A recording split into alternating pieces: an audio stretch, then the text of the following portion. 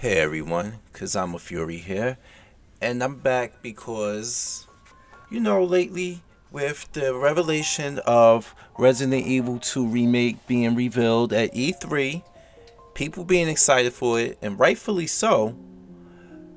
Now everybody really wants to talk about the 400-pound gorilla in the room, and that is Resident Evil 3 Nemesis. And when I say 400-pound gorilla in the room, I'm not saying that in a negative way. Nemesis is a great Resident Evil game. Hell, I slept on it for the simple fact that I was so caught up playing Resident Evil 2, which is like a classic, that I kind of let 3 go because I just was like, you know what? I'm having so much fun with 2. You get it, but nothing against Nemesis. But back to what I was saying, there's such a demand for, what's going to happen if RE2, now that this remake's coming out and it's looking so great, what about Resident Evil 3 Nemesis? Okay? I'm here to tell you, be careful what you wish for with that. And before you kill me, just go with me on this journey here. Think about this. Resident Evil 2 to Resident Evil 3, the differences is a uptick in the action, the increased amount of enemies, the fast-paced action, and the relentless pursuit of Nemesis himself. And it was so random at certain parts. If you ran from him, maybe he might come through the door. Maybe he won't. Maybe you go through the second door and he comes after you. And then maybe you go through the third door, he still comes after you. So, what I'm saying is, be careful what you wish for, is because now that the RE2 remake has been made with the over-the-shoulder perspective, which is found in Resident Evil 4, 5, and 6, if they attempt to make a game like Nemesis, remade on the RE engine, looking beautiful and everything, be prepared to get identical gameplay that you have gotten from RE6, RE5, hell, even RE4. Fast paced. And remember, Jill has a dodge option. You don't have to give her a melee attack like the previous 3 games I've named, but it's going to be the same frenetic gameplay more than likely if it's going to capture the high pace of the original RE3 Nemesis. And the problem with this is that haven't a lot of you guys complained about RE5 and 6 especially, despite being 2 of the best selling Resident Evil games because of its high paced action? They're going to bring that to Nemesis. And remember, let's be honest here. Nemesis is basically those games done in Resident Evil traditional style. Tank controls, change your camera angles, which is classic. But now you're bringing that into this reimagined era. And if it's going to match up anything with the Resident Evil 2 remake storyline wise, be prepared that it's going to be more enemies on the screen. You're going to have a plethora of weapons. You're not going to have the issues that Leon have in the demo, which I believe are going to be non-existent later on in the game with the zombies, for the simple fact that you're going to be getting weapons such as the Samurai Edge, which is known to put the undead down with random headshots. Or just, well, I haven't seen any decapitations, but it's just a demo, so we can't really judge off of the RE2 demo gameplay. But that was a 9mm that Leon had. Now imagine Jill, armed to the teeth. She got semi-automatic rifles. She got automatic fully rifles. She got the crafting, which they now put in RE2 remake. So that's gonna be back. Sans the tool that you had to use in RE3, because more than likely they're going to get rid of that idea of carrying a tool around, because why would Leon and Claire not need that tool? So it's a lot of things we're gonna look forward to. But like I was saying, if you're going to welcome an RE3 remake, remember that it's going to be just like almost identical to the style of Resident Evil that you claim to hate so much as the majority of fans. So that's why I say be careful what you wish for. You know, is it going to be parts? Is it going to be puzzle solving back in it, of course. You're gonna have to find keys. You're gonna have to find all the stuff that you were able to do in the RE2 remake, the original RE2, the original RE3 Nemesis. More than likely, is gonna be back.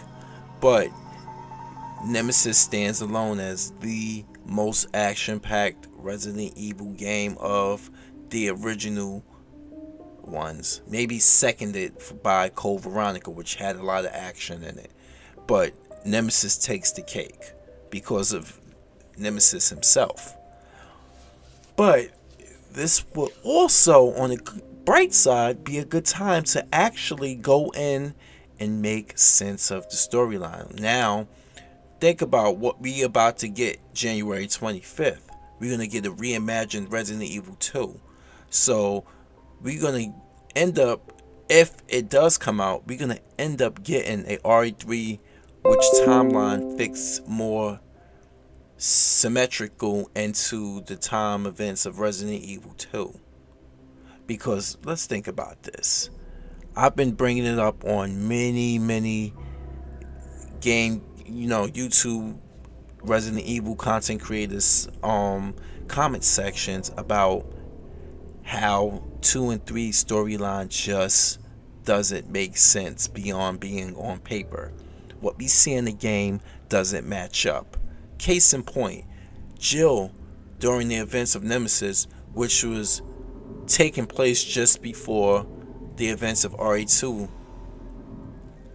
during a certain point in the game.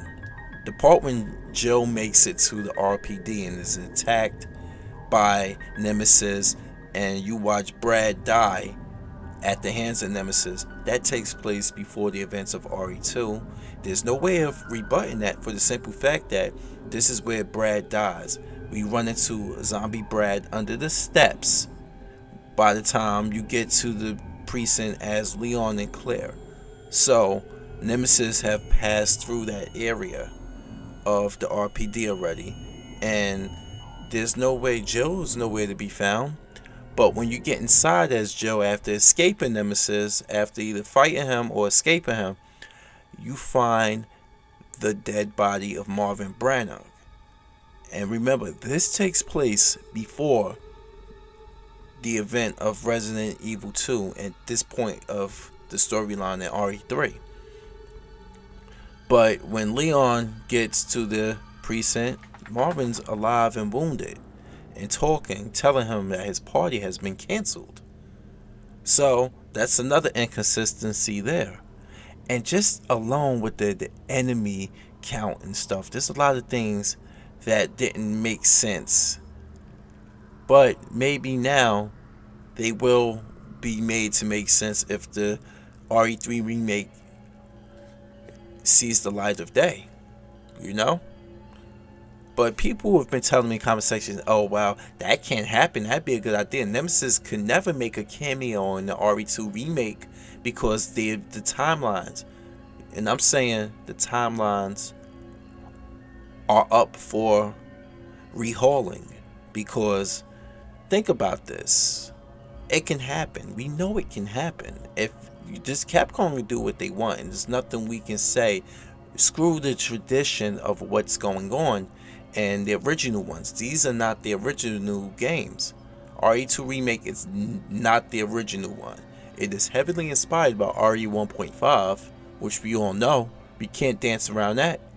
I mean, and and if you don't know, I'm telling you to open your eyes for the simple fact that if you never knew about RE 1.5, which the creators and developers of the RE2 remake are saying nobody knows about it, nobody really knows, they are referring to casual fans that don't know about it. So if you are a casual RE fan, get yourself educated on that. Go look up all the original designs of Mr. X, Ada Wong, Leon Kennedy, um, Elsa Walker, who was there before she was replaced with Claire Redfield. Look up the ideas that they had for blood-stained outfits, battle damaged. All of that has made its way. Everything I've aforementioned has made its way into this RE2 remake. And even the electric gate thing. Remember how the original RE2 had doors and there wasn't no electric gate you had to go under like you see in this remake? In the RE 1.5, which was the build of RE2 that was canceled, all of that was in there. So, how innovative is Capcom being? Not very innovative, for the simple fact that maybe the only thing that's really innovative when it comes to a creative standpoint, like original ideas, is all coming from Shinji Mikami's playbook. Everything that he was working on originally is now Resident Evil and Capcom's property. You know, when he left the company, he couldn't take it with him because it was published, it belongs to Capcom. So everything he left behind is up for grabs when it comes to conceptual ideas. So, there's a lot of things that can be changed. I know I went on a long breath rant about that. It's not a rant really, but it was just to educate you just in case you didn't know. But now, that just leads to the point that RE3 Nemesis could be remade to fit and make sense. But if you want it to have the essence of the original RE3 Nemesis, it's going to be more action based, and you can't be mad at this game. I don't want to hear anybody saying, "Wow, this is great. This is a great game," and stuff, and then still look at RE6 and RE5 the same way. If it is a more action based RE3 remake, if it ever happens theoretically, because these are the same people who've also say, RE7 needed to change. It needed to change the series. Look at everybody hated. I hated 6 so much. I hated 6 so much. That's what people are saying. And then we got RE7, and not to disrespect anyone's preference, I thought the game was trash. And it didn't. It sold a decent amount of copies, but it wasn't a resounding success for Capcom. And it really fractured the Resident Evil community, because we have predominantly casuals who enjoy the game and think it's the greatest thing since sliced bread. But these are the same casuals who defended Not a Hero. Not a Hero was the exact same thing a lot of these fans claim to hate about RE4, 5, and 6. You just was able to do it in first person, so I guess that all's forgiven, huh? Nope.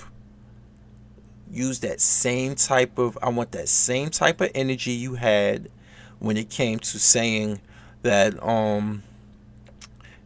it's different.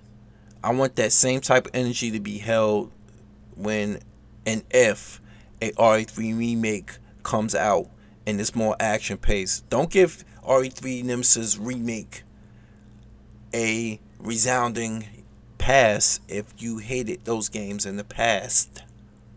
You can't do that. You can't move the goalposts like that. Get what I'm saying? So, I'm going to cut this one here because I can just ramble on and on. But as always, keep watching what you want. Keep gaming the way you want. Keep being you, because I'm a Fury. I am out. Peace.